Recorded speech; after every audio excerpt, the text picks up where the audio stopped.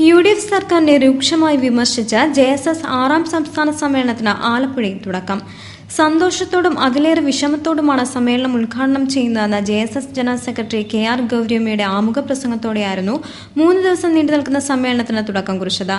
UDF സർക്കാരിന്റെ അഴിമതിയും ജനദ്രോഹ നടപടിയുമാണ് UDF മുന്നണി വിടാനുള്ള തീരുമാനത്തിലെത്താൻ JSSനെ പ്രേരിപ്പിച്ച പ്രധാന ഘടകമെന്നും ഗൗരിയമ്മ പറഞ്ഞു. എന്നാൽ UDF മുന്നണി ബന്ധം ഉപേക്ഷിച്ച് കമ്മ്യൂണിസ്റ്റ് പാർട്ടിയുടെ പടിവാതിൽ അഭയം തേടി താൻ നിൽക്കുകയാണെന്ന വാർത്ത മാധ്യമ സൃഷ്ടിയാണെന്നും വസ്തുതാവിരുദ്ധമാണെന്നും അവർ കൂട്ടിച്ചേർത്തു. ഉമ്മൻചാണ്ടി ഗവൺമെന്റ് ജനാധിപത്യ മര്യാദകൾ പാലിച്ചിട്ടില്ലെന്നും രാഷ്ട്രീയത്തിൽ ജനങ്ങൾക്ക് വിശ്വാസമില്ലാതായി തീർന്നുവെന്നും ഗൗരിയമ്മ അഭിപ്രായപ്പെട്ടു. ജനക്ഷേമത്തിനായുള്ള സ്കീമുകൾ പലതും രാജ്യത്തെ കൊള്ളയടിക്കുന്നതായി മാറിയെന്നും മന്ത്രിമാർ നിഷ്ക്രിയരായി തീർന്നുവെന്നും ഗൗരിയമ്മ കുറ്റപ്പെടുത്തി. ഒരു കൊല്ലമായി സരിതാ വിഷയം മാത്രമാണ് സഭയ്ക്കകത്തും പുറത്തും ചർച്ച ചെയ്യുന്നതെന്നും സരിതാ സ്കീമിനോടാണ് ഗവൺമെന്റിന് താൽപര്യമെന്നും ഗൗരിയമ്മ ആരോപിച്ചു.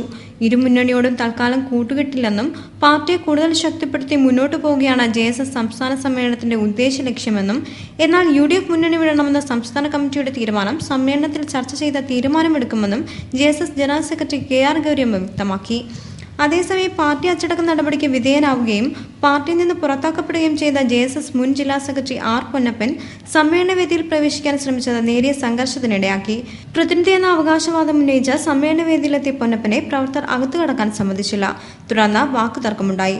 ബലപ്രയോഗത്തിലൂടെ അകത്തുകടക്കാൻ ശ്രമിച്ച പൊന്നപ്പനെ പ്രവർത്തകരിൽ ചിലർ കയ്യേറ്റം ചെയ്തു.